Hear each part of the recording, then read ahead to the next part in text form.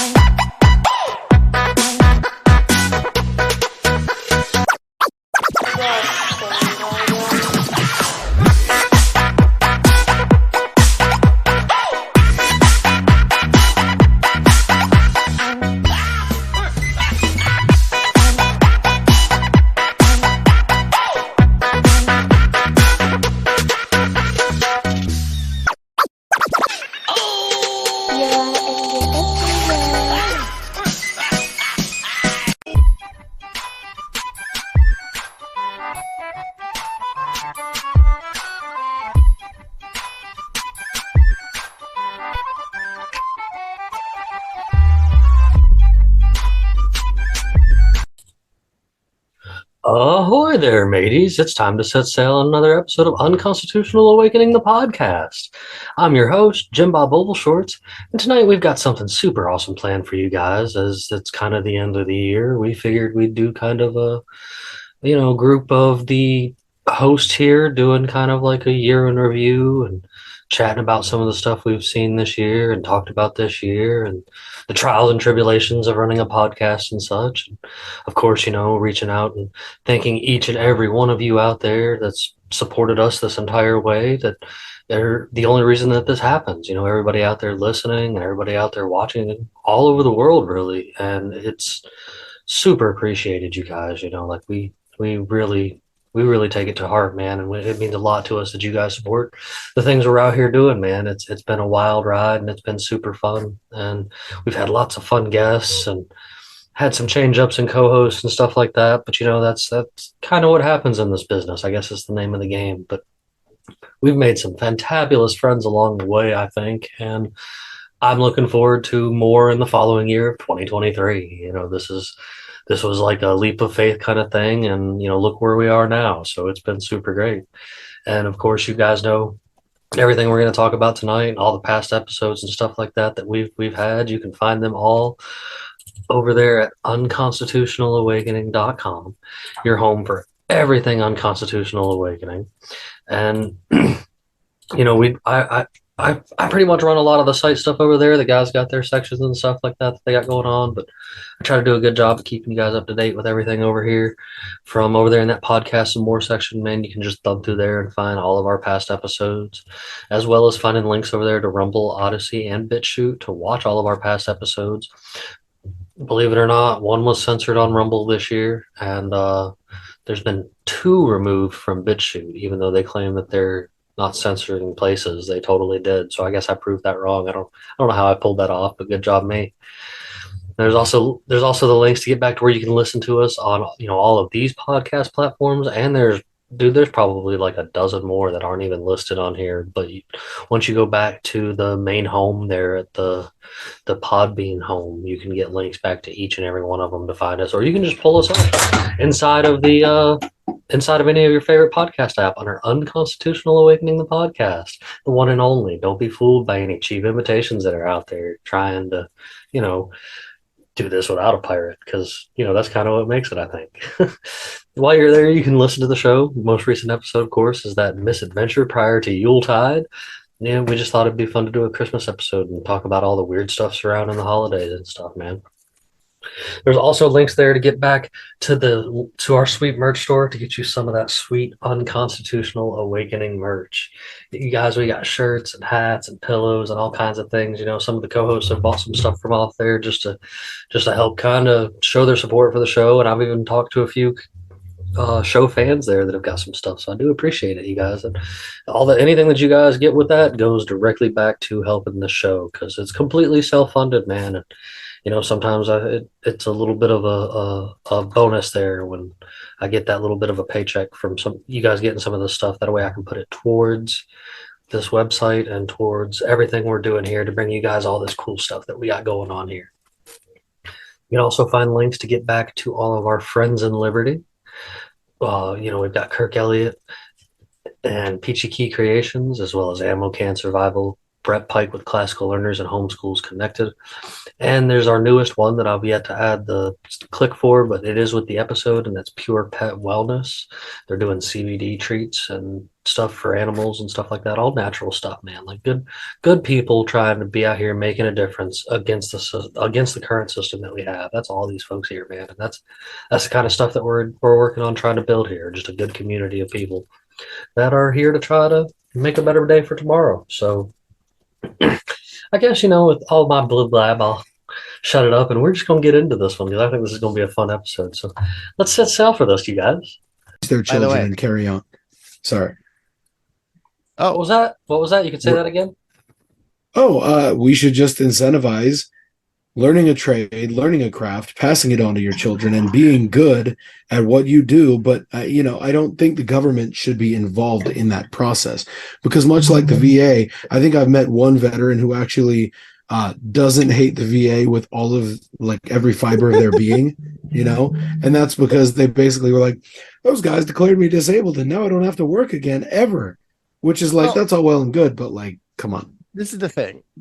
I agree, but you also have to see it from the perspective of if it's to incentivize business, it's not that big of a negative. I mean, in several countries, this is a policy. It's not exclusive to the United States. Several countries around the world support small businesses with creating grant options and loan options, and this helps spur economies. Now, the problem is the fact that gigantic mega corporations have access to this money is the problem. In the United States, naturally, we should create barriers. So, for example, what was this company? There was a few companies that got $10 million from PPP money. And everybody was like, they don't need shit. Why the fuck did Shake Shack get $10 million? Why in the hell did the Lakers get $42 million? Oh, no, it gets worse. The Nigerians got hundreds of billions.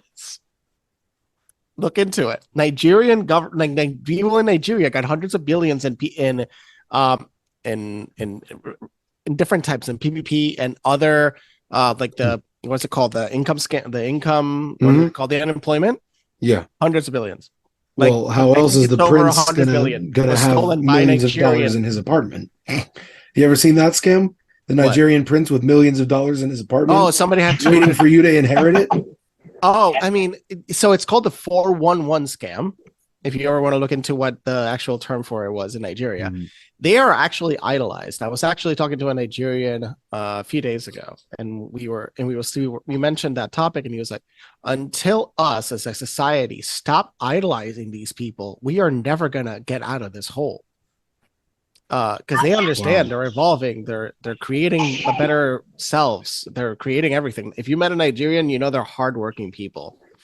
But yeah, opportunity can exist from the government, of course. We don't want to depend on it.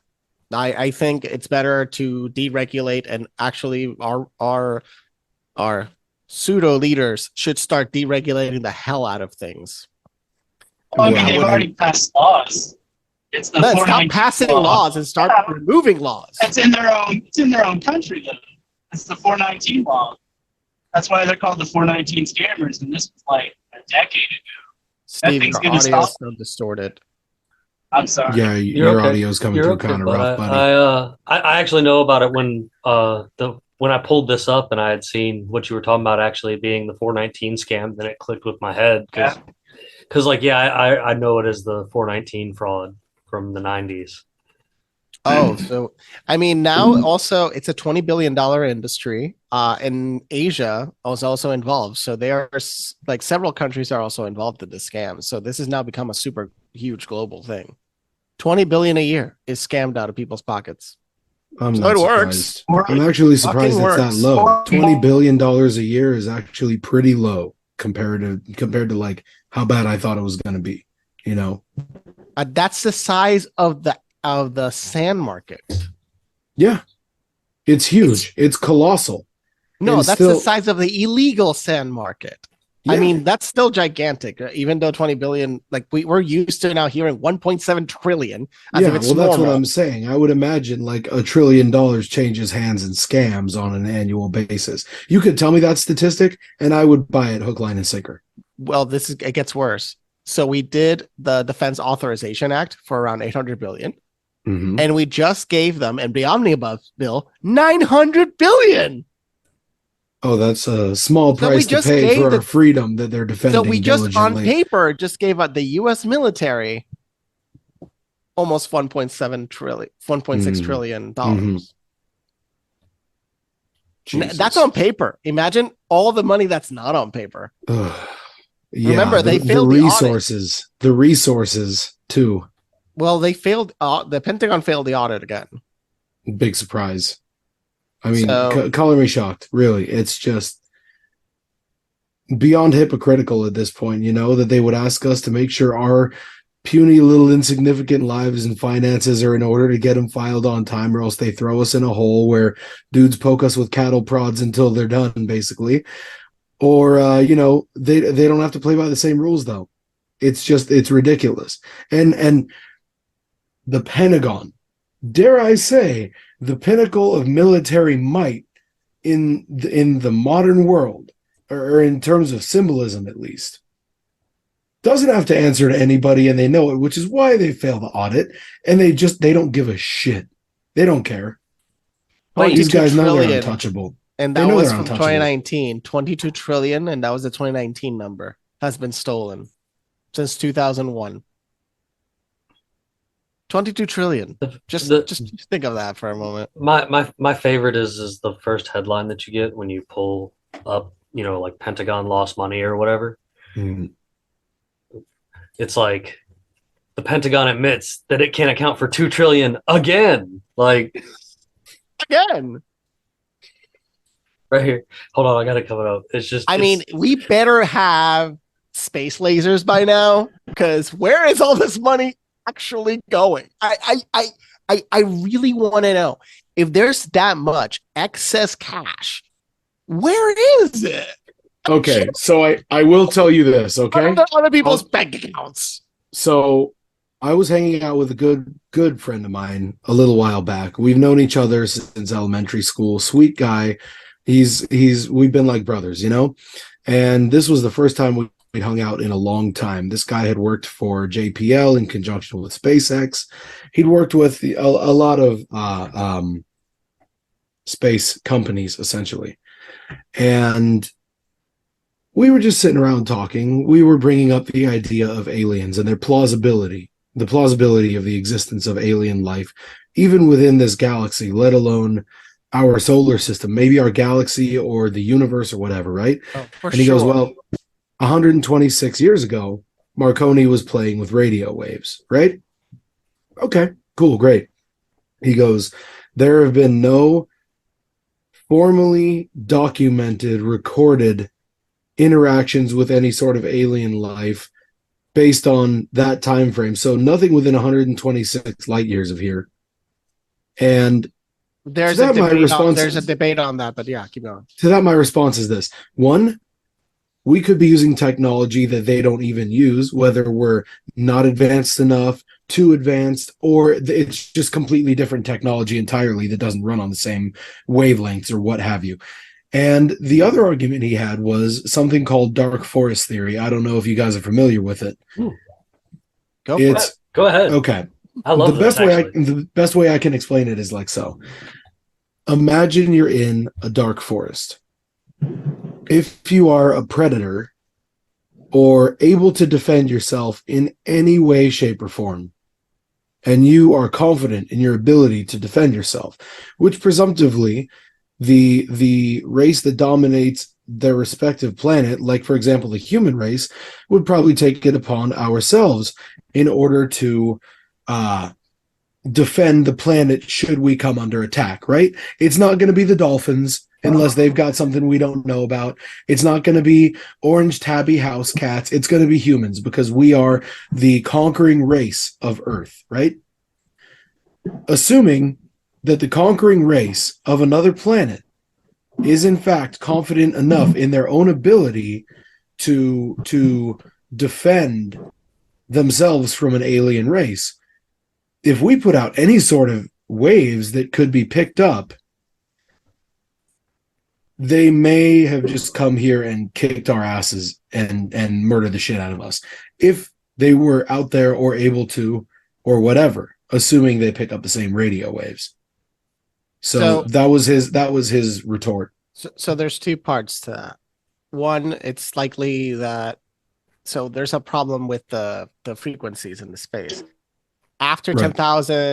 10,000 light years, the signals get muffled. So that's number one.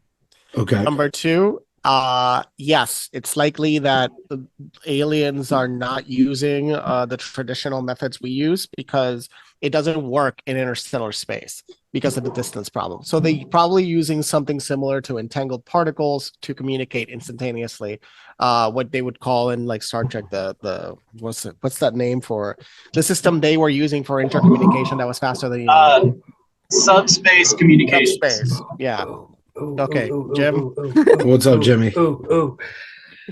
This goes back to during our Halloween time when we had that interesting fella on, that Chaz of the Dead, and he got me started digging into the insect theory thing. Mhm. And seeing and talking about looking to the insects, that we need to look to the insects and how they have conveyed the evolutionary traits of flight and stuff like that, and that there is something to do with their mechanics that could lead to the mechanics of like interstellar space travel and such, and interdimensional space travel even. I'm an interdimensional kind of guy, like what you were saying a few minutes ago, Ox, about how there's like this 126 year span almost. Right. Like there was something similar. Also, I'd like to add an asterisk. It would actually be 126 million light years, not 126 light years that I was mentioning earlier. Well, it made me think of something that I actually heard, even, and I don't like the guy, don't get me wrong, and I hate quoting him because I think he's a fucking joke, but Neil Tyson deGrasse is quoted talking about, like, we've had this space where we used to have all these phenomenons of like the seeing aliens and seeing spaceships and stuff like that, and ever since we've got all these super modern cameras and recording devices and stuff, that has gone way down. Like, you would think there would be people in a heartbeat being like, holy shit, there's a spaceship. You know what I'm saying? Wait, what are you talking about? UFO sightings have gone up exponentially. Not according to what I mean, Neil deGrasse Tyson doesn't believe in ships in outer space because he's lying his ass off. Oh, I know. It was more along the lines of abductions. We don't hear the stories of abductions like we used to because of the ridicule that exists from it. But it's still happening, actually, at a higher rate than Well, there was ridicule before too. Yeah. Like, there's always been ridicule. No, but now But we have the internet, so there's a lot more ridicule. Sure, but yeah, we got really good at cyberbullying as a race. We're kick ass at that. That's why people don't talk about it. I have friends that have told me about abduction stories. I mean, I'll be the first person. I don't do abduction. I haven't been abducted per se, to my knowledge, but I have witnessed quite a few spacecrafts coming out of waters, and people are like, "Okay, crazy," and I'm just like, "Yes." Like, I wasn't alone, so I wasn't the USO. I wasn't the only person seeing it coming out of the water. Like, I was there with other people, and they'll back my story, and I'm just like, "Cool, I'm crazy," but so was everybody in the group that day. Like, and group sightings happen all the time. You have this clout chasing nowadays, and I think that people would be proud to talk about it, or they just accept it for what it is because it's so normalized and mainstream that they don't feel the need to tell other people. So I don't think you're going to have as many people reporting it. That's cool. I mean, I'm sorry, if I was abducted, I'm reaching in my back pocket and pulling out this phone and, like, I'm going live on TikTok and being like, "Yo, these guys is taking me, bro. I don't know where I'm going. I'll see y'all later." You know what I'm saying? Like, yeah, exactly. But there may be a mitigating factor to your technology. May have something built into it to turn it on. Yes, that's where I was getting. That's actually where I was getting to. Okay. In a roundabout way, because I think that I truly believe that they're interdimensional beings. I don't think that it's more. I don't think it's more or less like a space travel thing. I'm more or less like Yeah, a same. one dimension to another travel kind of thing. And I think that the route that we chose to go with radio and communication and stuff negates something that they do to where we can see them, where it's harder for us to like see them and stuff ourselves. So some people have said that our interference patterns that are created from our technology might actually eventually affect other dimensions. Yes. Because let's put it this way. We don't understand on that level almost at all what the hell that could be doing in another dimension. We're playing with fire. We're absolutely playing with fire. I was thinking one day, what if us as beings, we to another dimensional being, we look completely different. Let's say every human walking around looks like a little tower of energy, and like walking around, we have different colors and we look completely different. And even the interaction with us looks different. And what if even on this planet, there's a whole another collective of expression of energy, and that's what we call dark matter. Again, we don't know a lot of things, and of course, I could be sounding like a Looney Tunes, but in reality, you have to question what the hell is dark matter. What if that is actually another expression of matter that we can't interact with, but is present even here? I mean, there's a lot of support for a plasma cosmology, mathematically and visually. Like, it can go and prove it. The dark matter has been a money black hole from day one. There has been no fruit brought forth about anything about dark matter existing in the universe. And to say that it exists, I can't really go for that. But plasma cosmology works in a lot of ways that people don't recognize yet because it's not mainstream. That plasma cosmology gets a lot into like what some of the stuff I believe or talk with about like the infinity theory, like I just kind of brought up there, like right. with the different levels of energy and different levels of consciousness and different levels of beings, like totally. If you look at where Asgard was for Thor and his plane of existence, and the next level of it was like us, and then there's another. That could be right, and that could be like every time we find octaves or matching octaves in the universe, that could be the cross points of the tesseract in another dimension. Like that is where the nexus point is for that next higher dimension. Yes. Or the next lower dimension, depending on which way you're going. So even energy-wise, wave, everything's wave, right? So when those waves intersect, it creates a nexus. And if it's in a harmonic, it can create an entirely new a reverberation in other dimensions. And that, or it could be the result of higher order dimensions coming down to our plane. Yeah, what if that's what we're doing with just all the radio waves we're emitting? We're actually causing some form of. We're nowhere near the amplitude level of Jupiter. I'm just saying. We're nowhere near that. Or the sun. We broadcast signals. You have to have a receiver built to receive that signal, basically. Or it's just going to be lost in the static. Jim Bob, could you play the sounds of other planets? Look up sounds of Earth, sounds of Saturn, sounds of Jupiter. It's really beautiful to listen to, like the audible signal. Yes. So those are actual fast Fourier transformations of electromagnetic waves converted to sound. Yes. But it is technically the sound of those planets. Places. It's just converted into a version that we can hear, and right. It's an audio wave from an electromagnetic wave. So if you guys saw the Transformer movies, the first one, they, as a joke, they added the Cassini spacecraft that went over Saturn. They added that sound that came out of the vortex into the movie as an alien signal. So what's this? Is Saturn? This is Saturn. Here in a second, it's just open. Hopefully, let's see it play. Right, this is. This is beyond the colossal world Jupiter. Saturn can be found. Yeah, the second. Have you ever wondered atmosphere? This is.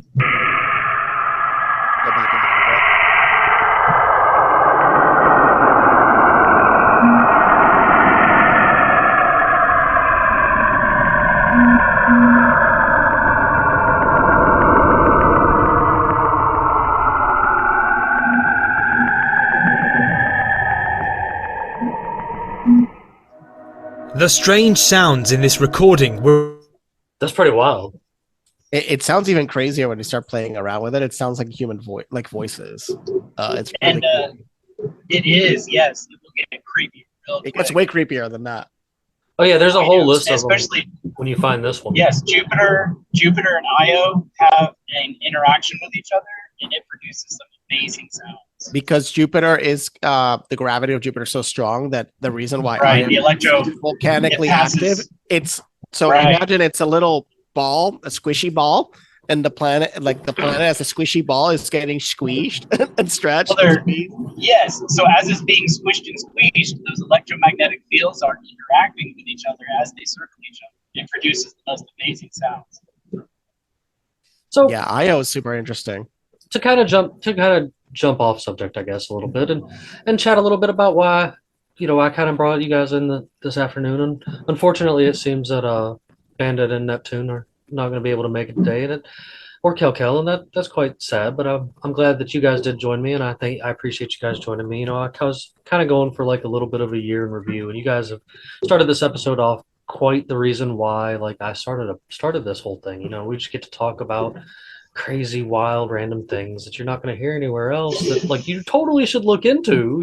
But it's just amazing that I have found a group of people that I can have these kind of conversations with. And when we first started out, Ox I think is the only one here with me today that was here in the OG of the podcast beginnings there. And Neptune and Bandit of course are still here with it too. And we've seen some people come and go and things like that. And I filled in those places though. I think I found great people to fill in those places. Kel was my first person that I brought on extra, and then I was blessed to find Luis. And me and Bandit talk about that kind of. We talk up Luis when we get the opportunity. We're just like, man, we were lucky to find Luis because he puts another perspective into a lot of things that we talk about, and he's amazingly intelligent. And then I was digging around for a female voice, and I was lucky enough to find Caitlin here, and I think she's a great addition to the group here because she's been fun for conversation. And I know you've been a little busy here recently, hon, and I do appreciate you making time to join us today. Well, with the new year I got planned, there's going to be a lot of good stuff coming, so I know you'll be able to tune in a little bit more for us than you have been. I will. How you been doing? We haven't talked to you in a couple of weeks. I've been okay. Just been really busy. So busy, but I've been all right. How are y'all? How was y'all's Christmas? It was great. I had so much fun for my kids. That's to me, that's all that matters is seeing their smiling faces on Christmas. Yeah. So, that's what it is for me at this point in life. Like they're when you get older, that's really the only fun part about Christmas. Well, I guess the next stage is when I get to be the grandfather, many years from now, and get to have fun doing it that way instead of just my kids. Right. So it grows and it's fun, and I think making the memories are good. For the first time in a couple of years since everything's been chaos, this Christmas just seemed more Christmassy than Christmas has been. It did. I thought so too. I thought it seemed a lot more normal. I guess. Yeah, we had a lot of fun, a lot going on and stuff like that.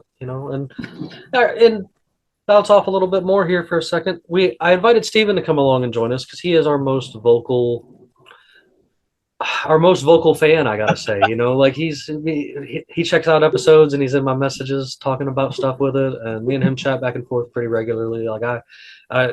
He's kind of he's like a extra part of the group here that is not seen too often, except for when he decides to join us for a few episodes, but he totally has a lot of input on things and interacts with us the most, I think, of anybody out there. And I appreciate that. And I appreciate you being nice enough to join us today on this conversation, man. Well, thank you. I need to apologize in advance. Sorry for the terrible communication as far as the connection, but West Texas is very unforgiving in signal. So sorry about that, everybody. Hope it's not too loud. He threw me off this morning. He sent me a message and he was like, the way he worded it, I was just like, wait, is he not showing up or is he showing up? And then he's like, no, he's like, I am coming, even though it's probably going to make everybody else sad. I was just like, oh, all right, cool. You're good. Like, sorry to disappoint y'all showing up. Yes. But, there's been a lot going on. I actually had some cool things pulled up in the background. I wanted to bring up, I keep up with these things on a regular basis myself, and I try to check back to them and let the guys know what's going on with stuff like this, because I think it's really cool. I think it's neat that so many people are out here checking into things. And, like I go over here to our Rumble stats, 11,000, more than 11,000 times you guys have played the videos on Rumble. I think that's amazing. You get over here to crap. BitChute, and we have had 13,820 views on BitChute. It pops around a little bit more. We've got our Odyssey's our slowest working place, but everybody tells me Odyssey's hard to get viewed on anyway, but I have it there for that backup because they claim to not censor us and stuff, and it's just below 500 views there. And the one that really makes me proud, though, is over here on our audio. We have made it past the 8K mark in audio. We are nice. We are heard primarily in the United States, Australia, the United Kingdom, Canada, Belgium, Italy, Russia, India, Germany, South Africa, the Czech Republic, Spain, France, New Zealand. And we're banned on the App Store. On the Well, see, I was going to get to that next too. On our audio sources, man, we've got a lot going on there too. Spotify seems to be our main place. And for some reason on the Apple App Store, we're only available outside of the United States, but you can totally check us out there outside the United States, because apparently we said something that made them upset. And the only reason I guess I'm showing that off is I appreciate you guys working so hard with me on this, and interchanging and showing up like that, and just being a part of this. Like I think it's really neat. And even though I'm just some weird dude in a pirate hat, I've kind of forced an etch of myself into history, because once you put it on the internet, it never goes away.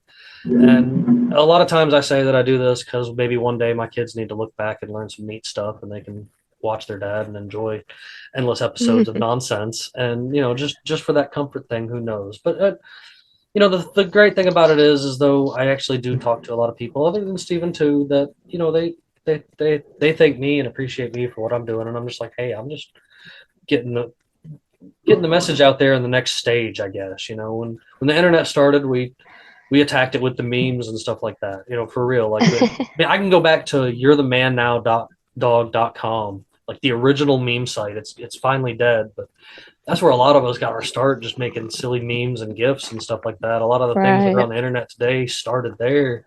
And it went from memes, it went to, like Twitter and stuff, and people tweeting things to people, to TikTok with face interaction, to, it evolved into like this podcasting scene. And like, I for one, am big into the podcasting scene. Like I enjoy what I do, but I enjoy seeing the other people out there doing it, because I don't know about you guys, but when I sit down in front of a television, I'm like, there's absolutely nothing to watch. All of this is garbage.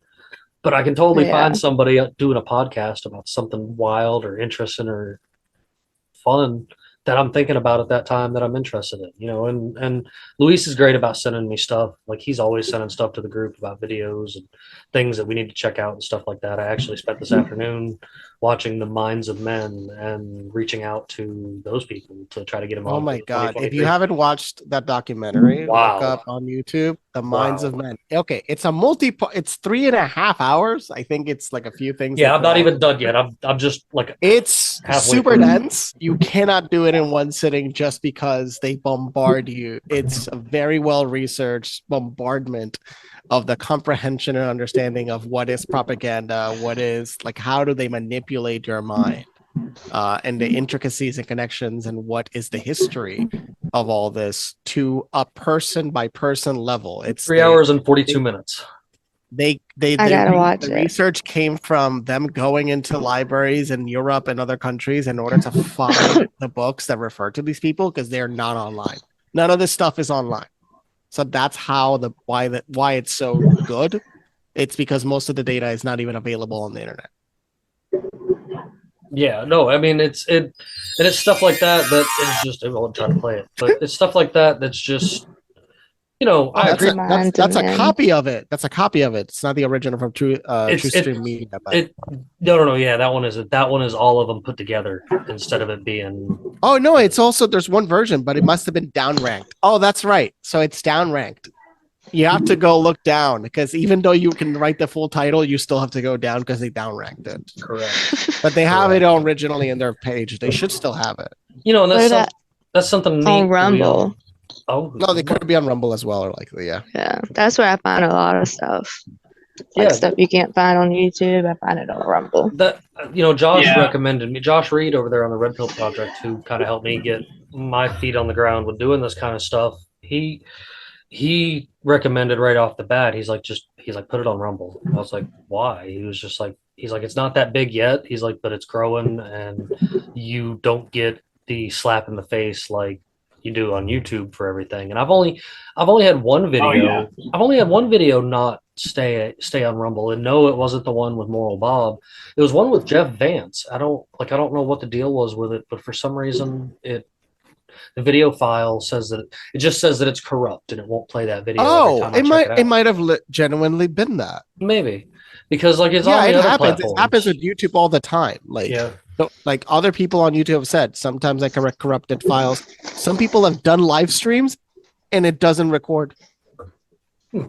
So yeah, even YouTube fucks up, like royally fucks up. So Ox, since you've been here the longest, man, has there been any standout episodes or anything we did on here that you enjoyed the most or thought that was super interesting? Man, that's a really hard one to answer. One, I love being a guest host on this podcast. Let's get that straight. We bring in a lot of really cool, interesting people that have a lot to contribute, and we also bring in our fair share of absolute nut jobs. And I'm not here to indicate who is who. I'm just going to say there are some people who definitely are not, in my mind, probably going to be guests on this podcast again. I think those ones are kind of fun, though. I really do, because I love to see how bad it can get. When people are just not checking up on their friend and they're like, oh, Jimmy's probably doing fine, and we check up on you and you're not doing fine anymore and we cut you off. Those are the kind of people that have ended up on our podcast every now and again. Oh my Lord. And those ones are fun for me because they really have no impact on my life. I'm just watching them spiral on video, and it's fantastic because I can comment in real time if I so choose. And usually I abstain from commenting, but we bring in a lot of really cool people and it's fun as fuck. Heck yeah, man. Yeah, I appreciate that. There's been a few of those instances. Even before Luis, I had a couple instances like that. I remember one night I had these two spiritual ladies on that they're good friends of mine now because of doing this and stuff. One was named Goddess Mama, and the other her name is Ashley. And I had them on here with a ex co-host that was with us that went by Morpheus, and he was so determined to talk about doom and gloom that he crossed the line with these spiritual chicks, and they verbally slapped him in the mouth to set him straight, right on the episode. And all I could do was sit in the corner and mute myself because I was laughing. I was just like, dude, you crossing two witchy type chicks that are like, hey, no, we're making a difference in the world and we're not going to take your bullshit. And they it was just, it was hilarious. But then we've had other instances. I think Luis has caught some of the most flack on this channel. like this poor guy. I've had those things happen to me in real life. Yeah, I mean, he's just a passionate guy. It's gonna happen. We've run into a few conversations, I think, with Luis all over the spectrum here, and I don't know what it is, if it's his big, huge smile or what, but he just can set those people off and send them in a downward spiral right here on the channel. But here's the thing. Yeah. Here's the thing I love about Luis, though. Every one of his opinions is backed by some sort of statistic, and it's a well-documented one. It's not like he's throwing shots in the dark. Everything is a well-placed, accurate statement, and everyone gets bent out of shape about these things, and it's like, how can you argue? You can't argue with him because and if I don't know it, I'll tell you I don't fucking know anything about it. I mean, that's the thing. That's the thing. You have to say something. If you really don't know the subject, you can question it, but not know it completely. And you can totally disagree with him, and it's okay. And that's what I like about him. Yeah, same. I like that too. If it's one thing I can say, the few spats we've had back and forth on here with guests and stuff, like I've honestly not lost any sleep over it. I take it with a grain of salt, and sometimes I understand that maybe people are just projecting things because they don't. I don't know. It's a good example is it's hard to walk around and claim you're a nihilist and don't believe in anything, but swear upon everything that you're right on a subject. You know what I'm saying? Like it's interesting to see that kind of mentality sometimes, and there's been a couple people that I put my own foot in my mouth, like after I got them on here. I won't even lie. Like they were fun for the day to watch them have their meltdown, but you're right. 'Cause I was just like, man, I don't know if I can have them back not because they didn't have a good time or we all had some kind of thing. It's just because they were just what I call a statist, man. They were so hard pressed on. Oh yeah. I wish Bandit was here for this because we had this lady on here that was like she was doing a good thing. She's trying to fight against like the mask stuff when it was going on. She was in the forefront of that, and she had started, with like her daughter and fighting back with it and stuff like that. But she was so hardcore right wing, and Trump's going to save us, and Jesus is going to save us. Oh, one of those. I remember she was the one that that had her. Oh, where'd you go, Stephen? Oh, please continue, Stephen. I think we lost you. I know that had her what? He's back. He's back. It's that lady that her daughter got hurt with the vaccine, and she was trying to fight it. But she was totally embracing the state all at the same time. Oh my god! Like she wouldn't let that go. No, she was still trying to use the state to fix the state, and I'm just like, yeah.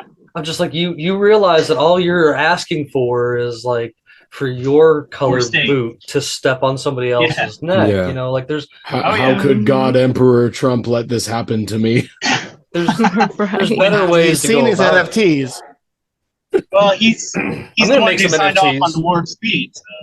Yeah. Look. As long as the old lady will okay it, I'm just gonna wear some gray sweatpants to make some NFTs and see if we can make any cash off that. So you oughta do all your costumes as NFTs. 100%, and very limited edition. So a few years from now, everybody's like, "Did you get that Jim Bob NFT?" I mean, on a technicality, wouldn't my little show thumbnails totally be NFTs? 100%. Totally.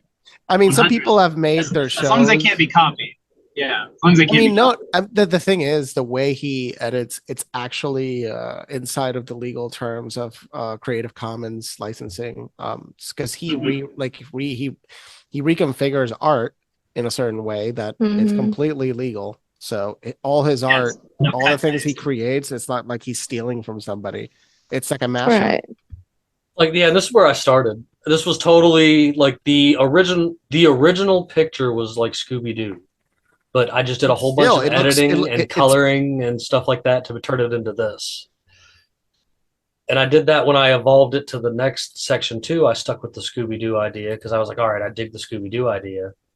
But the only thing that was Scooby-Doo left from the original idea was totally just the original flashlight. The rest of it was just me being like, all right, what can I do? And then like the pink one, I started getting, kind of silly with it. And I was like, oh man, we'll do like portals. And Bandit kept begging me to animate us. We kept guest starring on a couple other shows. And he's like, bro, you have to animate us. And it took me a couple weeks to figure out what I was doing with it. And I finally downloaded a couple apps, played around with a few things, and was like, here, this is what I come up with. And he was just like, dude, I love it. And so I ran with it since, If you haven't watched the like intro, my avatar. Watch the intro. The new intro? Some people that are listening, they'll never seen the intro. The intro's insane. Just watch it. It's ridiculous. The new intro. It's a weird piece of art that you will never obscurely find. You ever heard of YouTube poops? Yes. Yeah. So it sometimes feels like that. A friend of mine actually does similar mashup artwork with established media and such, and it's interesting. It's part of culture. I'm not gonna. Is that like the kind of like I'm having a stroke-esque type boog memes or what? Some of them feel like you're having a stroke. Yeah. I'm not gonna put everybody through the sound, but Like while we're sitting here talking, like you can just play the recent one. You know. Oh, there we go. You are I'm ready. inner computer now. There's no private information here, so all to the snoopers, it's all safe. Oh yeah. I mean, some people accidentally reveal their IP addresses or their internal computer addresses, and I'm like, holy shit. That's why some people actually hide the address bar, because some people could hack into your computer based off the ID of your computer. They just try to find your computer in a bigger network. It's like level 10, you're a douchebag, but some hackers are capable of finding you like that. Sure, I wouldn't doubt it. You know, I was playing around with things, and that's when I came to you guys, and I was like, I need some updated pictures and stuff. I felt like I needed an update. Kel helped me do the original. Kel helped me do the original theme song and stuff like that. I had our former co-host give us a couple tracks or whatever, and then Kel was like, "Well, I like what he did, but I want to do this instead," and made our original theme song for us. And I rocked it for like the first 3 little interchanges of stuff, and I was just like, I got to do something new. I like to keep things kind of fresh, and since the running joke, of course, with Jim Bob Oval Shorts is the comparison to SpongeBob, and I get called that a lot just because people are trying to make fun of me, but I'm just like, no, like whatever, like sure, that's probably where the original name idea come from, you know, from my friend that gave it to me, but I was just like, I got to interchange SpongeBob into that, so I started playing around with all this AI and stuff because Luis has inspired me to play with a lot of it, and I did, you know, it helped me create someone dealing with this music that we got ended up on this new opening, and it also helps me write a lot of the little opening monologues I do when I start the show or whatever. I found this one that I can type in a couple sentences and then like start hitting enter a few times and then add to it and take from it and stuff like that, and it puts things together for me because sometimes there's just too much going on in his head, and I'm just like, Bandit will call it out. He's like, Jimmy froze, like he's glitching again, and it's just because something crossed, and I'm like, oh crap, like you're not glitching. I'm the one who's glitching, bud. Not this time, but I'm saying in general, like it's happened in the past. Because my brain just glitches sometimes in these episodes with so much going on. I have to say that I love most of the music, and I have like this suspicion that if it's gonna be a lit episode, it has the best banging intro. Just saying. The little cutscene intro. All the music that comes with it. Yeah, that intro. And I didn't know Kel was doing it, and I was like, dang, that's amazing. Where's the rest of his stuff? I want to hear more. He the a lot of the cutscene music for the thumbnails that I make that for like each show introduction, I totally fish those from a free to use, like there's a whole world of free to use music that you know that you can use that people put out there and stuff, and like there's a term for that and it's escaping me right now. I know, me too. That's why my brain. Well, there's public commons. Is this like that? There's old art that falls into, and then there's people that just publish them to also be available openly. But what's it when the copyright expires? What's that term? Open domain, right? Something similar to that. You're close. Public domain. Yeah, it's public domain. Thank you. Open domain. Public domain. And public domain music. I mean, there is a ton. Disney's fought to keep their copyright because, oh my God, the amount of IP Disney is supposed to already have lost. IP control. Sure. Somehow they've literally changed copyright law. Well, and I've found that like the EDM bass music drop, like a lot of times when we're filming an episode, I'm totally sitting here. You'll see me looking off to the screen or something, and it's because I'm sitting here actually making that little thumbnail because I look for the music that inspires me, like during that episode, like right after the show. He sometimes shows us what the hell. You're like, oh, look at this, it's already done. I'm like, motherfucker. Yeah, and you know, because I like to stay on top of it. That way, that when I'm ready to sit down and be like, okay, I'm gonna piece all this together and get ready to upload it, I like for it to just already be there and be available. Because if I procrastinate on it, that I've last minuted myself a couple times on a couple episodes. I've been like, oh shit, I forgot to do this, or my mind got elsewhere, and I try to stay on top of it because there's a whole lot going on behind the scenes dealing with this. Like, I don't bring it to you guys. I don't complain about it or whine about it or anything to anybody. But like a lot of times, my wife likes to point it out. It's almost like I got a second job because I'm constantly emailing people, Oh, yeah. and I'm constantly setting stuff up, and I'm constantly trying to update the website and stuff like that. And it is time consuming. I don't get me wrong, but I've found a good way to manage it. And since I Eventually, work, this will be your main income. It's just a matter of time. everybody keeps telling me that you and her especially, like you and her especially, and even Steven, he gets in there supporting me too. He's always trying to send ideas to me, and I'm just like, yes. And I put it on the shelf. We just need to work with you to figure out how you can gain back what they lost and regain more traction than ever, become censor proof, get more data in order to become censor proof. And anybody that listens on Spotify, please review us, because that helps. Yeah, that does. And I didn't know about the rumbles. You can rumble something. I didn't know about that until recently when I signed in on my laptop to watch an episode. And I was like, man, how did I miss this on the mobile site? Yeah, I mean, I even though it's just the self-love just to help it or whatever, I do totally run through and hit the rumbles and the likes and stuff on there from from my profile or whatever, so that way it gives it that little bit of feed. Like it I feel it's necessary just to let it catch a little bit of traction, because I don't know, you look at a video and it doesn't have any likes on it whatsoever, you're like, oh, what is this? But if you look at one that's got at least one like, you're like, all right, maybe I'll check it out. So I don't know, it's just my brain being weird sometimes. But it is a lot some days. Like I've slowed down a little bit, not really slowed down on the show, but just kind of, I guess, paced myself. I learned playing around with things that if you give a day or two between episodes, you get a little more boost on it and stuff like that. I appreciate everybody that joins in with me and stuff, but I know all y'all are busy and have lives too, and I got things to do as well. But that's why I got so many of y'all. That way we could interchange. That was something I thought was a good idea from the go. I was like, well, if I'm just manning, if I'm manning the sales from behind it the entire time, but just have you guys interchange with me, we can keep the content coming and keep the things going, and I don't ever have to really worry about. I don't think you have to worry about content at all. It's always being made all around us all the time. No, absolutely.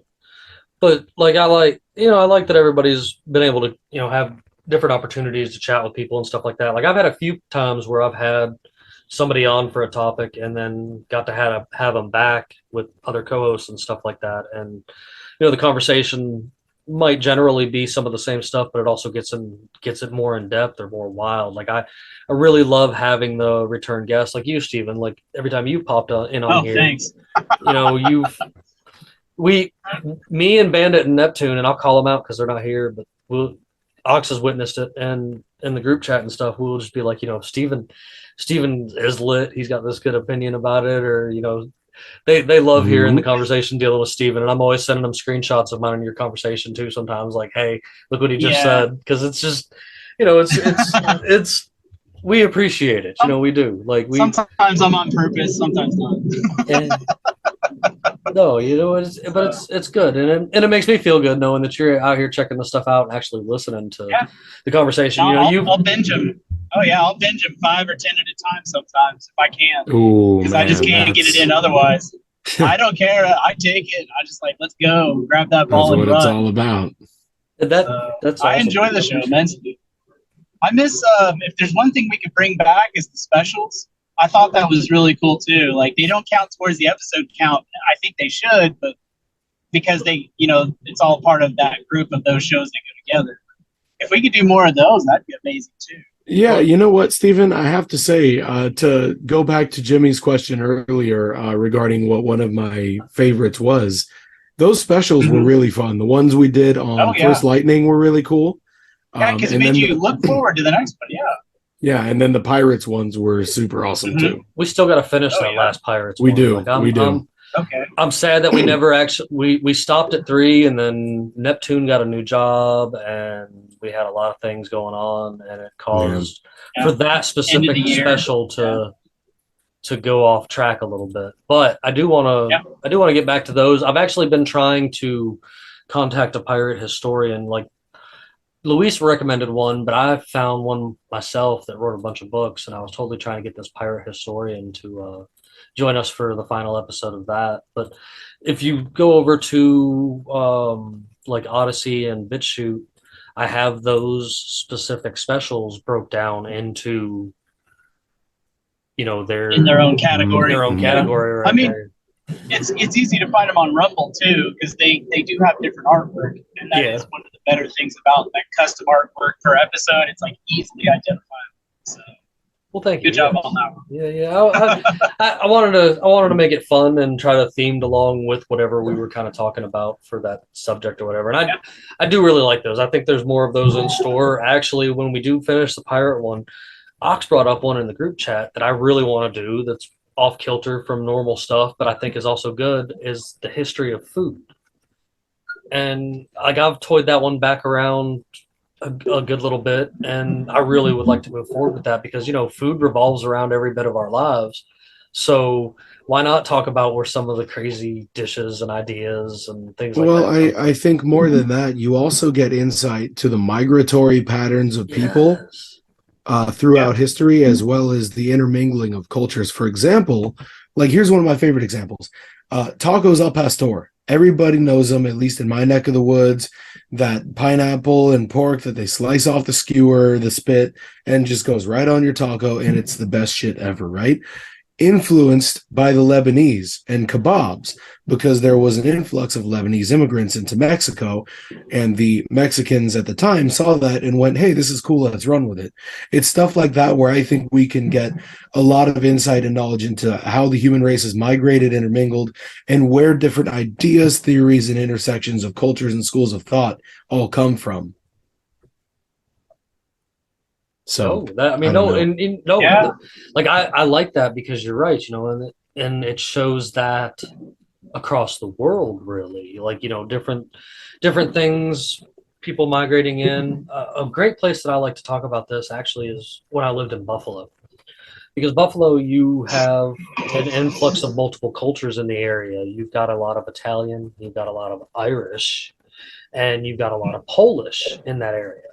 And there's a separation in like their cultural foods and their cultural differences and stuff. But then you also have places where their foods have kind of merged. You know what I'm saying? Like they because, you know, there was Irish people marrying into Polish people and Polish people marrying into Italian people and vice versa and all over the place. And so they were merging these dishes that they were making and merging these different ideas and creating fantastic things. Like there's this dish you can get in Buffalo. It's kind of a staple of Buffalo, New York. You don't really hear about it outside of Buffalo. You do, but just not as often. And it's beef on weck. And it's like it's a slow smoked roast beef sandwich, and it's on a special bread that you really only get in that area and stuff like that. And usually the places have like a custom sauce to go along with it and stuff. I mean, you're just like, oh, it's just a roast beef sandwich, and you're like, no, dude, it's not just a roast beef sandwich. Like it's like a gourmet roast beef sandwich, dude. It's like a sourdough. What is it called, an au jus when you have a sauce with it? Dude, it's almost like it's almost like a croissant. It's almost like if you could mix a sourdough with a croissant. This is the bread that they made to put it on there. Like it's and then it's sprinkled. Where is this again? Buffalo. Sorry, I was unlock someone's door. Over in Buffalo, New York. I was talking about like all the cultural mixes because we were discussing how me and Ox and the guys have discussed doing like a food history kind of special thing where we do a continuous couple episodes like our old specials. But I was talking about all the cultural mix-ups in places that turn into new foods. And one that is a favorite of mine is beef on weck out of Buffalo, New York. And that's because you've got a mixture of Irish, Italian, and Polish people, and they just kind of put things together. What a name. Right. Beef on weck. And come up with this sandwich for that area. And, you know, of course, there's other things in that area and other places that I've been. You know, when I was over in Germany, there's a lot of like the bratwurst in Germany are not the bratwursts here in the States. Oh, they're way better. For sure. They're actually edible. I think they're dry aged over there more than here. Yes. Here it's like less get it out the door and chemicals, sell it. people. Less chemicals. Oh, in the yeah, feed. that too. Less chemical. Like, so my friend once years ago, he went to Germany and lived there for a few months, and he was eating the same. He said, "I lost weight. I lost 20 pounds." Yeah. It's like, well, how? I'm eating. I'm drinking. What the fuck? And I was like, it's the food. It's cleaner. Yeah. Yeah. Yep. The dry aging, that's something that would go great in like those food episodes. It really is a lost art. I mean, there's quite a bit to it, don't get me wrong, but as far as making sausage and dry aging your own meat and stuff for like that, I don't understand why humanity went more for we can stick it in the fridge and refrigerator instead of continuing Because to have it's smokehouses. expensive, Jimmy. Because it's expensive, and it's So I will refrigerators, tell bro. you this from the aspect of someone who has worked in food service for a long time and understands meat, specifically proteins, on a level higher than most in my profession. I would just say that there's a lot of waste that goes into dry aging. You have Sure. to trim a lot of that off. Sure. And Yeah. that's in terms of efficiency, not as efficient. You can feed more people. It's the same as why they started grain feeding cattle. They'll get fatter, they'll get bigger. They're just going to start being bigger cuts. It's more commercially available at your local grocery store, whether it's Kroger, whatever, your Costco, whatever. It's all grain fed, right? It is. And whatever looks bigger sells better. Right. Exactly. That's all it is. And ultimately, I prefer the taste of dry aged beef. I agree with you here, but I think Maytag needed to sell more units of something, so fridges became more popularized. Because you buy a Maytag washer from the 70s, you never buy another washer. Do you want an ice box, bro? Nowadays, we'll see. I don't think we want to go back to ice boxes, ladies and gentlemen. I mean, that's not a bad idea, though. I mean, like I'm not saying icebox. Sure. I'm not saying icebox. I am saying you can reconstitute jerky and make stew just as well as you can with fresh beef. Yeah. well, Right. It's that dry age. Most people, professional people, they have a box that's not really refrigerated. They dry age, racked, come in, they trim it when necessary to keep anything from growing. Like it's a process. You have to have the right salt content, right airflow. I built a dry aging chamber in a mini fridge that I picked up from some radiator shop in the hood when I was living at my mom's house. I couldn't open this door but once. And then I had to basically keep that fridge closed with I think there were 6 boxes of baking soda open there at one point to absorb. Yeah, I mean, it got rank in there because it wasn't actually during the dry aging process. It's when I removed the salt from there, but there was still the smoke and the culture along the outside of it, and the air was shut off, so there was no airflow, and it got crazy. I mean, there's complexity to it. You can literally kill people if you're not doing it right. I spent a good chunk of my early teenage years with my grandparents, and my grandfather had an old smokehouse on the property. Like, sure, we did have a fridge in the house too, but the meat that we got off the property, off the house, because we did our own meat, stayed in the smokehouse. Like it was an old shack that was built down in the corner that the coals were fed into the ground and it was piped inside of it, and like that's where a lot of stuff. And I grew up around the smokehouse, and he also had up at the garage an old school metal 60s style refrigerator that he had gutted and had racks inside of it, and we would always have something right there by the house smoking, so that you could just walk out anytime and there was smoked meat like all the time. And so Mark Zuckerberg would envy your smoked meats. Well, he can't touch it. And your sweet baby rays. And your sweet baby rays. The sweet baby rays wouldn't be able to even touch it, man. It would that guy's a goddamn alien, and you can't change my mind. Yeah, I'm waiting for the day he licks his eyeball on camera. He's an AI, bro. I think he's a robot. I wouldn't be surprised at this point. He's just a rich kid with a lot of external influence and no personality. Is that not an alien? No. I mean, he acts like a damn alien. He doesn't know how to. He doesn't understand the human experience. Well, I love this. Lex Friedman, when he interviewed him, the first thing he did was give him a CAPTCHA.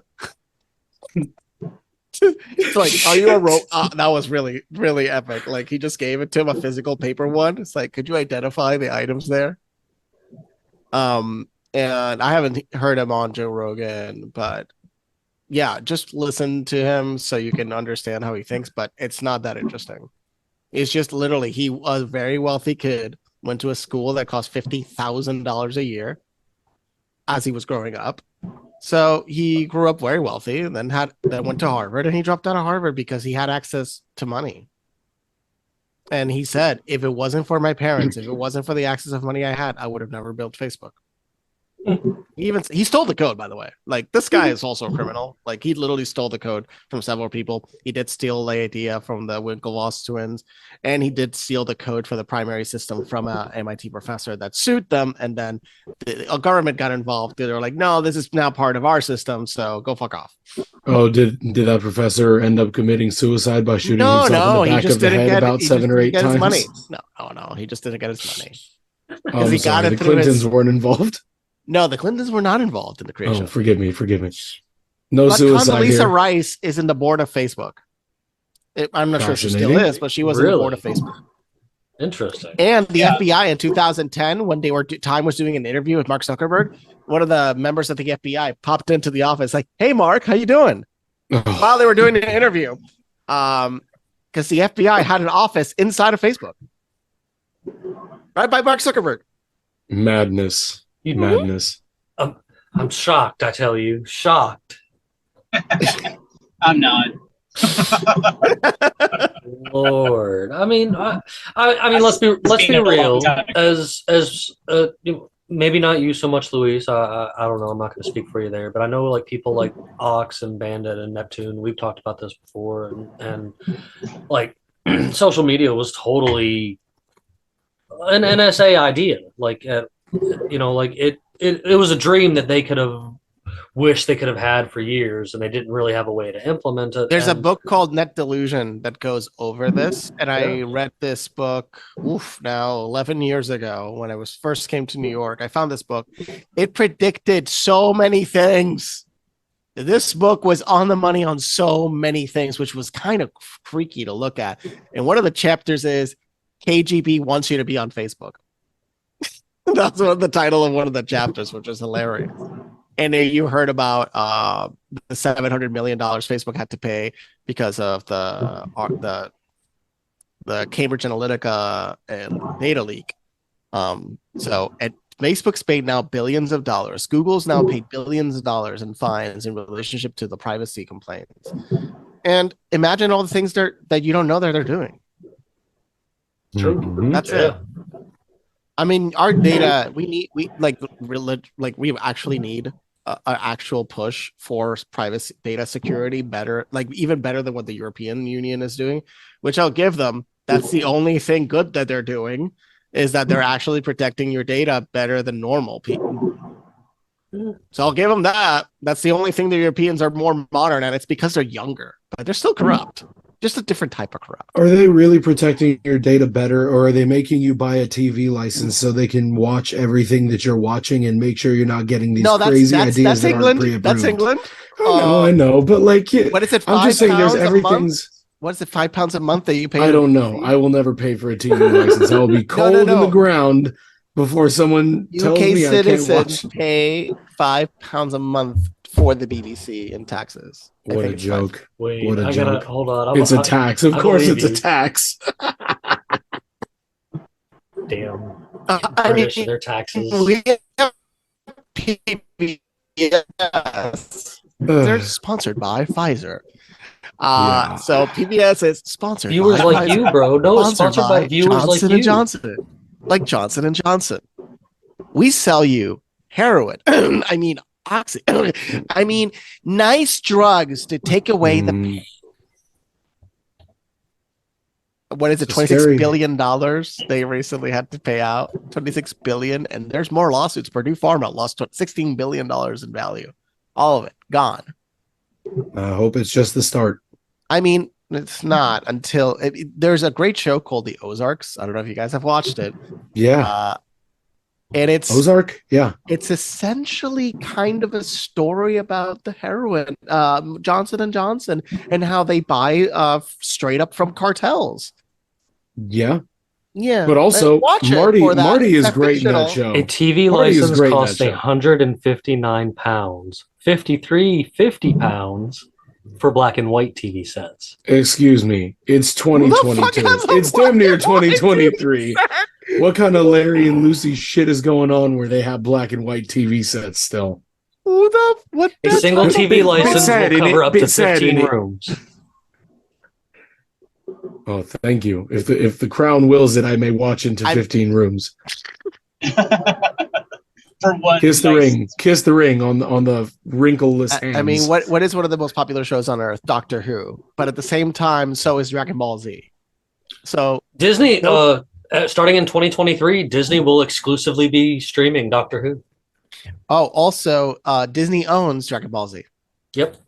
They bought the studio related to, I think they bought Toei Animation. Yeah. So separately, I want to say Goku from Dragon Ball Z, the Japanese voice, is a woman. So if you want to talk about progressive evolution, yeah, all kids around the planet have idolized a man that is the encompassing element of like what is masculinity. It's voiced by a woman. So tell me about so hold on. So when I was in elementary school, watching Goku just absolutely whipping these dudes left and right, going Super Saiyan, right? I'm talking a woman's voice. Could beat Superman into a pulp. And I heard this voice going, "Yeah, I'm the toughest son of a bitch." I'm not in English, in Japanese. The Japanese original. Japanese. Okay, that's different. I was gonna say that's no woman. Also, Bart Simpson was a woman. Yeah, but yeah, many characters in Dragon Ball Z are women. Like you'll find that are not male characters, not women. Yeah. Let me see if you found the female actress. No, those are for young ones. But the actress that does go. Oh, there it is. That's right here, her. that lady over there. She's an older lady now. I mean, she's been doing it since 1980s. Yeah. That's crazy. Lady. But she goes to conferences and just starts screaming and does all the work, and it's like really interesting to watch. Like one of the most famous male characters on the face of the earth is voiced by a woman. And I mean, talks about progressive in Japan? The Sailor Moon had lesbian couple, and the American government, like the censors, cut out that whole section of the show. Correct. And then they had to redub it so they're sisters or something. What we lost, but the Latinos got all of it. So that's why also that the anime is so prominent in the Latino community. That makes perfect sense. Yeah, because it didn't get edited down like it did for us. Yeah, their version was not censored. Even the swear words, like Dragon Ball Z swears a lot. Yeah, people don't know that because they've never merits it. It really merits it. If you're telling me Piccolo doesn't cuss, fuck you. You're a liar. Vegeta cusses like a sailor, as he should. He's Vegeta. That's right. Like what is it? Over 9,000 meme. Like he was saying "fuck you" and all their shit like that. Yeah. Well, I had to find out that Vegeta and Bulma's relationship started with rape, and I was like, "What? No, it didn't." And like Japanese people are like, "Yeah, don't know what version you're watching." It's like, no way. What is but it? I never could find the proof of that. It's just what I was told. It started with what? Rape. Like, oh God! It's in the took comics. Advantage of her. It's in like. Right. So it's kind of like, wow, a lot of topics the Japanese cover there, a lot. And it's very sanitized for the American market. So. Which has always been wild to me. Like, why do they sanitize stuff so much for the American market? Like, really? The same reason they were pumping cow and chicken on Cartoon Network. Because you don't... Because you don't... I mean, Ren and Stimpy, guys, that was a fucked up show. Even for propaganda. Adults. Yeah, but it's like the twisted type. It's not even good. Did you guys see when they remade was literally on TV for like little children? Billy and Mandy was All Real on TV Monsters for little children. All Real Monsters. That was But great. Ugly Martians. Like all these shows that I grew up with. No wonder I'm fucking weird. But like... and most of us grew up a lot with like The Simpsons and South Park, and for our time, those were pushing the limit. But yet, you've got so many people. For us to grow up on stuff that was so offensive, why the fuck is everybody butthurt all the fucking time? Oh, you know what's a great test if you're hiring somebody? Because you can legally ask, how do you find South Park? So their answer will tell you a lot. If they find it offensive, I don't know know if you should hire them. It depends. If their culture can affect your culture, maybe it's not best to hire them. Good point. Because South Park's insulting what's wrong with society. But what I love about South Park is that they don't pull any punches. If you're fucking up, South Park's gonna let you know about it. Because their grandfather did. You can't do that anymore. They're like Dave Chappelle. Rich and grandfather did. They're like Dave Chappelle. Me and Neptune used to be a part of a Facebook page called The Revolutionary Rabbit. And Matt Stone's rabbit art was our kind of edited to be a boogaloo looking thing, was our little page's like picture symbol or whatever for the Revolutionary Rabbit. And it totally made him follow us. And he used to actually even interact with the page on Facebook. And because he's totally a closeted anarchist. Like a lot of people be like, oh, he's a libertarian. And I'm like, nah, watch South Park, bro. He's a closeted anarchist all day long. Like, I mean, how many secrets from Hollywood did that show reveal? That was the fascinating part. So that, by the way, Seth MacFarlane, same thing. He reveals a lot of secrets of Hollywood in his show. But let's see. Tom Cruise, that's one. Michael Jackson, that was an interesting other. Kevin Spacey came from in Seth like Family Guy. Mm-hmm. He showed some fucked up shit there. And what others can you think of from South Park, like strange truths revealed in the show and then later came out to be true? Kanye's a lunatic. I mean, yeah, that's not. That's a given. Happening back then, like that's always. Yeah, that's true. That's true. I'm a gay fish, y'all. I've heard Kanye's bi, but that's beside the point. Oh yeah, a lot of people in Hollywood are bi. That's not nothing. Hollywood. You don't remember that episode? Reagan was bi, by the way. Luis, Reagan used to, suck it. Huh? You never. That's hilarious. You never heard that You never seen that episode, Luis? Which one? Where the gay fish episode, where it was Kanye on South Park, and they kept calling him a gay fish the whole time. I think I saw a snippet of it. But, this is a good episode. Well, he couldn't like grasp the riddle. Do you like fish sticks? And if he said yes, then you a gay fish. Oh, but by he the way, could never grasp the concept of the joke. Matthew McConaughey.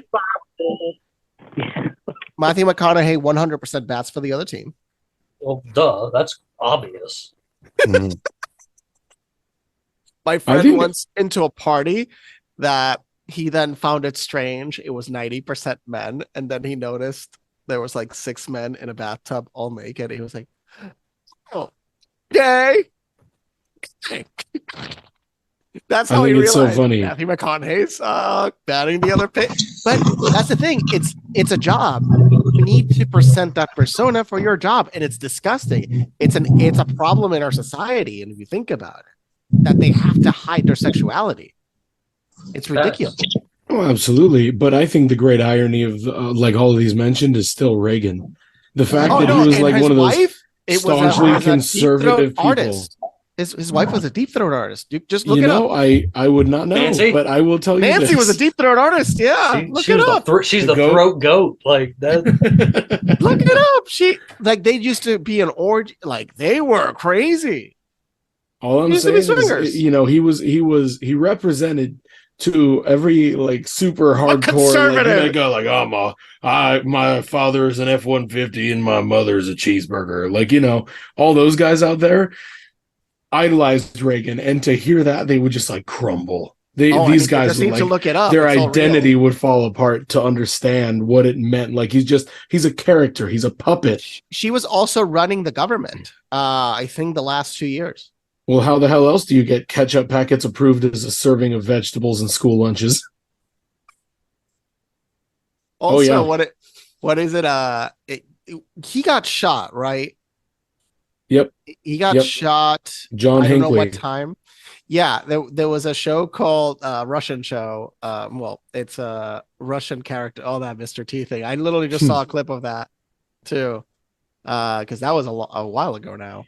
And Mr. T's reaction to her just sitting on him, he was like, "What? Why are you sitting on me? Okay, you just publicly did that. Okay." His shock of like, "Did you really just do that in front of everybody?" Who knows what relationship they had? Still, it is in that time period for the first lady to just sit on your lap is It's something. Well, he was in the A team. He was going to keep her safe. He was probably her personal detail, clearly. Detailing her, yes. Yeah. Mr. T detailed her all right. Yeah. I bet she did some detailing too. The perimeter was definitely not secure. But I mean, I see his character, and I see so many people that have actually evolved out of a character similar to Mr. T. He was an interesting persona. He was. You know that you have you heard about the stuff that he's doing now? No, what is he doing now? I haven't heard of him like in a while, but yeah, I know he's around. It's just, yeah, he's been not public. So apparently he invested a whole bunch of his money and does like I'm trying to find the article because I was just reading this the other day. I know Tyson went into weed. Tyson owns like I saw that. And eats a lot of psilocybin, like a lot. There's got to be some sort of like Cro-Magnon finding consciousness moments going on for Mike Tyson, like the like he sounds the actually champion of now. the entire universe. He could absolutely pugilize any living being's face out of existence, and then he goes and finds his spirit animal with great regularity. Like, this is impressive stuff, and I want to know more about what he thinks. Like, I've heard he has a podcast. I haven't listened to it yet, but I would imagine he has a lot of fascinating thoughts, actually. Compared to how he was, you can tell how psychedelics have cured him. Yes, he was very bad. He was mentally fucked in the past. He was just fucked, and also had a cocaine addiction. There's that famous picture of him literally covered in coke, like just raw. What are they gonna do? Arrest him? He was Mike Tyson. Try to arrest Mike Tyson. And like, here's the crazy thing, man. Like, he wasn't a particularly tall man, or isn't a particularly tall man, I should say. He was 280 pounds of muscle. 5'10" or something like that. So like a he's average. Not 5'10", he's smaller, I think. Is he? Whatever the case may be, not a towering man by any stretch of the imagination, but easily. If you had to like just take a pit bull and turn him into a human, all you need to do is change the nose and you're there. It's Mike Tyson. True. I mean, the guy was just a walking meatball. So no, you're right. 5'10". You're right. Is it 5'10"? Yeah. Yeah. It's just because he's so big. I don't think he was 280 though. I mean, maybe walking around. I think his fighting weight was what, like 240 or 250 something. Which is, don't get me wrong, that's still a big guy, especially if you're. Well, he was heavyweight. Yeah. I think in boxing, and Holyfield was way taller than him. Holyfield was a monster of a man. Now they're working together. Did you know that? They're working together now? They're doing the edibles thing, right? I can't find it or whatever where I was reading. It was an article I was reading the other day, but I guess he's doing like a charity thing, and that promotes a lot towards the use of psychedelics for mental issues because of how much it has. You're right, 218 pounds. 218. Look, I still want no part of fighting Mike Tyson at any point in his life. Oh no, this man, I mean, there was a recent, you remember that video of the guy in the plane just pissing him the fuck off? I'm like, everybody was like, wow, you kept your cool. Consider you could kill him in a single punch. The guy that literally was barking on him nonstop in the plane. Oh my God. That was annoying. I think there's got to be a level of like self-assurance that you have to be like, listen, like, this guy's a nobody. I've made it. Everyone knows who I am. He wouldn't be bothering me unless I was a big deal. And ultimately, I know I could kill this guy with one punch, kind of thing. Like, I'm Mike Tyson. I'll just let it be, you know? Because he did great. End up on the news or something and end up in jail. Why? Yeah, exactly. No, he kept. That's the thing. He evolved. Old Mike Tyson would have probably killed the guy. Old Mike Tyson would have slewn that man in one punch. One punch. Slain. He just flies across the plane. Oh, he would have been a mural on the wall. And you know, I mean, that's the truth. I mean, that dude, like, that's definitely a force to be reckoned with. Always has been, you know. And to see that he's changed so much and been calmer and will attest a lot of things to psychedelics too. Like, I that's why I'm one of the first people to recommend it as well, because I'm like, look, there's healing things there. Like, there's don't do it in a rave.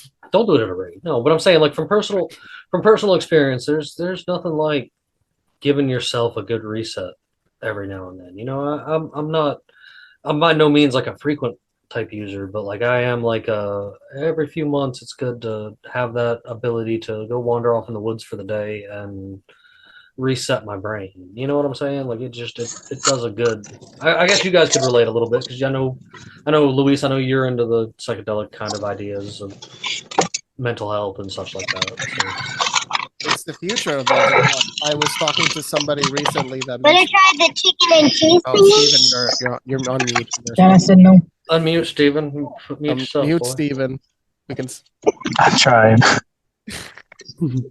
So I was speaking to somebody about ibogaine because they were mentioning a person. I'm sorry, help me here, Luis. What is that?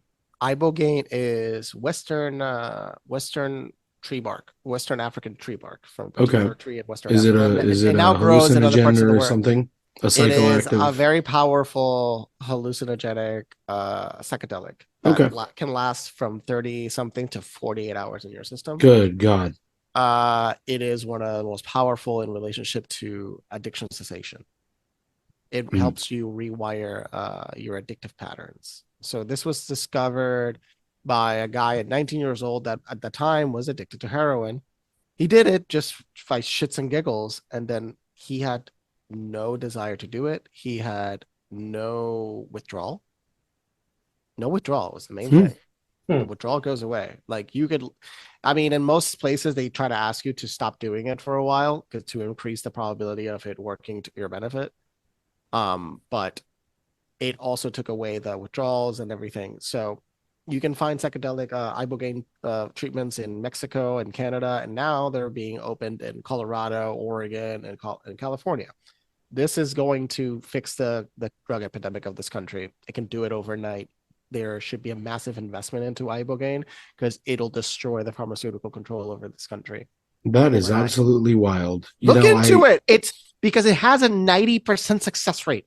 That's unbelievable. I used to work at this like really high-end rehab. You don't for need teenagers. you don't need to do maintenance. I mean, you could do maintenance every few months, but you don't need to constantly take a drug. It just takes away the desire to do. I mean, again, it doesn't work on everybody, and you have to have the right mindset to even go into the situation. But if the government just said, hey, stop giving methadone, stop giving people another drug, why don't we do this?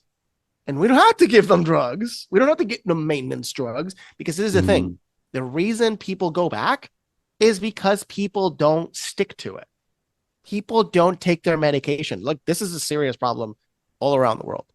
A doctor gives you a prescription of something, and people just stop taking it at the right dosage. And that's how other problems start to arise. I'm not saying that Western medicine is the best medicine. This applies also to Chinese medicine. This applies to all types of medicine. People just don't stick to things. They don't stick to the regimen that you are told to do. So the treatment is not as effective. And you can look into the stats. In some cases, it's horrifically bad. And it's over 60% in some cases that people just don't follow what the doctor's telling you to do. So that's how people get sicker, because they're not listening to people that do have sometimes the best intentions to do help you. Don't take experimental shots that a doctor that is being paid to give it to you. You shouldn't do that, though. And trust those doctors that question it, because a few doctors actually questioned it, and they just don't suggest it. And that's it. That's all they could do, because otherwise they would lose their medical licenses. And it's an easy way to control them, because they have hundreds of thousands of dollars of debt, and the only people that can hire them are all the hospitals. So you think they're going to hire you if they know you're going to go against their mantra? That's how they kept control in the United States. I used to work at this really high-end rehab for teenagers, and one of the first things I came to understand while working there was that heroin is the only drug that they can actually you can die of if you quit it cold turkey. If you had been on enough, you will get quote unquote dope sick enough to where you may die due to a reaction your body is basically creating for itself. But that's beside the point. That's usually if you're really like physically weak, like if you have other problems, yes. But the one that actually could kill you, it's not that. It's benzodiazepine, like Xanax. It causes electrical, the equivalent of what you could describe as an electrical storm in your brain. and it'll kill you. So Wow. it'll just start seizuring until you die. So Xanax, like all these benzo drugs, are the new most lethal shit on the streets that's given by doctors at an increasing rate. And it is it's more dangerous than opiates. Just look into it. I've had friends that fell into the addiction and I realized, oh, this is worse. This is actually worse. And in Europe, they're fucked. In Europe, they're completely fucked. They're all addicted to that stuff. And the Canadians are actually importing a lot of that, the bad stuff with us. And one of the reasons they get dosed with fentanyl is because the pill presses, sometimes they're printing fentanyl on the same press that they're printing Xanax. So that's part of the reason. And because in Canada, it's just a slap on the wrist. If you get arrested for pressing pills, that's why all that shit is coming from Canada. That's madness. It is. It really is. Like, I mean, and that's a real epidemic, I think, too. Like, just in general, killed more than COVID. And but I guess when you're the biggest drug peddlers in the entire world, you're not going to really do too much to go after yourself, because then you're going to start losing money. What was that song the Beatles wrote? Poppy Fields Forever? Oh, excuse me. Strawberry Fields Forever. Yellow Submarine is about heroin. Yeah, no. It's most of their songs are about heroin. Yeah. Oh, did you hear about that time that they all were in a dark room, all jerking themselves off? Yes. The Beatles were an interesting bunch. Yeah, they had circle jerks. But I'm not surprised. You guys ever watch F is for Family? I got to say, though, just to interject. Okay, go ahead. The best thing that could have ever happened with the existence of the Beatles was that piece of shit commie John Lennon got shot in the face. Ding, ding, ding. You're never going to let that go, are you? He is rightly so, but you're never going to let it go. He's a good communist now because he's dead.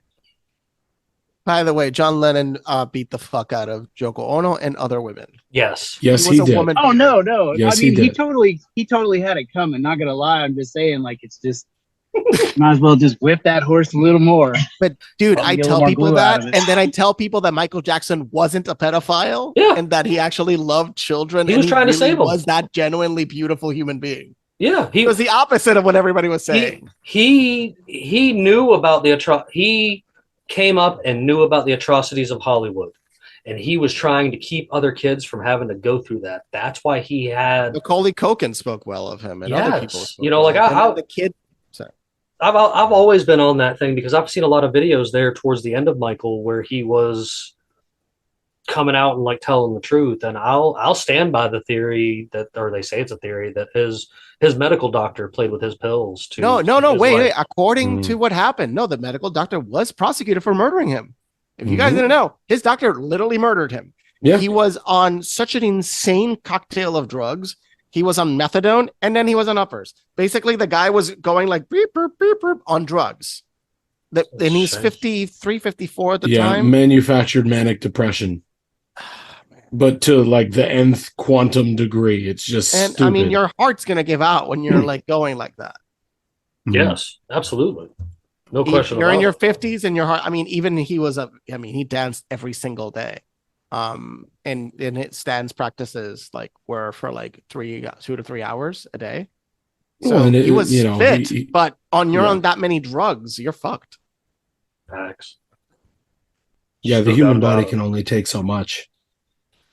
But it can take a beating and keep on pushing. I'll give you that. Like we talked about this a little bit recently. I'm not sure if it was on this show or on another show when I was conversating. But people, there's a lot of rock stars. You got like Ozzy, for example. That like, how the fuck is he still kicking? What was his main use? What did he mainly use a lot? What was the main? Ozzy used so much cocaine and heroin. If you've ever heard Hand of Doom, which is an early Black Sabbath song, I am a huge Black Sabbath buff. I love Tony Iommi and what he did for the genre. Lost a couple fingers in a sheet metal factory accident, and then proceeded to invent heavy metal because he's a hardcore motherfucker. But anyway, that's the story of heavy metal. Oh my god, that's the story of heavy metal. He is the father of all darkness. Tony Iommi, he lost fingers. Absolute beast. He had like rubber fingertips that he would put on and whatnot, and like, dude's awesome. But Ozzy, I read his autobiography. Nice. I've been an Ozzy fan for a long, long time. I read his autobiography in like high school or whatever, and I was blown away at how articulate his thoughts are. Now, obviously, verbally, there's a disconnect. I think it was the crack use that fucked up his brain and I would imagine so. He's got some he can scrambled sing eggs. still. He can still sing. He's still singing. Not only great, can yeah. he still sing, he has one hell of an ear. I mean, I've never heard him be off pitch, and I've seen him live multiple times. But yeah, I think you're right. I think but sorry, to circle back, Hand of Doom is a song preaching about the terrors of heroin, and this was shortly before they completely destroyed themselves with heroin. Yeah, this album was released like 2 albums before the heroin album. So wait, so the thing I think about now is like they were what, 70s, 80s? they were like late 60s even to early 70s. Okay, so when they came were onto they the were in the scene. time when the US government was pushing heroin. And talk about, Vietnamese napalm and everything going on in the world at that time. Everybody should watch American Gangster and know that that's a documentary. Yeah, that's a Pretty great movie much. too. Great movie, really great. I mean, Good Denzel movie and a kills it. documentary. Yeah. 2-for-1 special. So, guys, I appreciate you guys joining me for today, and I know we lost Caitlin somewhere around in the middle of this, but that's all right. I was glad to see her join us for a little while, and Steve and I appreciate you joining me. I appreciate all you guys and the help that you've given me and being here for me throughout this past year of podcasting. And I got to say, I look forward to the whole next year of it, and look forward to the great things we're going to find and talk about, and just more memories that we're going to make together doing this stuff. I have a blast doing it. I think it's very therapeutic to sit here and talk to you guys about a lot of things, the what ifs, crazy, wild things of the world. And we can sit here and talk about this stuff and not, really judge each other, or really have issues and stuff like that. And we can talk about these weird things, and that in itself is beautiful. And at the core of it, the reason behind all this, to show that we're more alike than we are different, and all kinds of ways, and that we've all got some great stories if people will just shut up and listen every now and then instead of bickering back and forth with each other at which side is better for. I'm just saying it, like, at which side is better than the other side and stuff like that, because at the end of the day, we all bleed the same. We're all the same on the inside. We all want somewhere to lay our head at night, a full belly, and to feel safe. And I think we could all really learn from just these conversations in general, and that we could do all of that. And I look forward to continuing to do this for the foreseeable future. Like I've already been out there planning some big stuff for the 2023 year and things like that. And I look forward to you guys coming along on the ride with me, because it's always a blast to have it. And Steven, we're definitely going to have you back on in and out throughout the next year while we're having things going on, because it's always a pleasure having your voice thrown in there for things, even when you're busy, and make a special appearance on the road for us like you did today. So well, I super appreciate being able to come on the show, and I love the concept, the idea of this instant freedom of speech. This is the way everything should be, and people have lost, like they've given everything up for the sake of not being offensive. And it's real easy just to have a conversation about something, and you both can come to an equilibrium instead of everything being so one-sided. And I think that's what we've lost totally, and that's what drew me to the show in the beginning. It's like, hey, these guys are having real conversations. Everything, is out there. And if somebody's wrong, it's okay. And if somebody has a difference of opinion, that's okay too. It's all about being able to express. It's like a muscle. That First Amendment is a muscle. It's a God-given right. It's not just a piece of paper. It's something innate, and it's given to us by our Creator. And it's what we have to exercise. We're going to lose it. And that's what I love about the show. This show embodies and exemplifies that. Doesn't matter at the end of the day, like, if somebody's wrong or right, or if somebody has a difference of opinion, doesn't matter. We've all got to have our say. And that's so important, because we're losing it slowly or more rapidly nowadays. But I just wanted to touch on that real quick. I guess that's my closing thought. I really appreciate that aspect of this group, that we can come and say things and we can put it on record and stamp it. And we're like, this is me.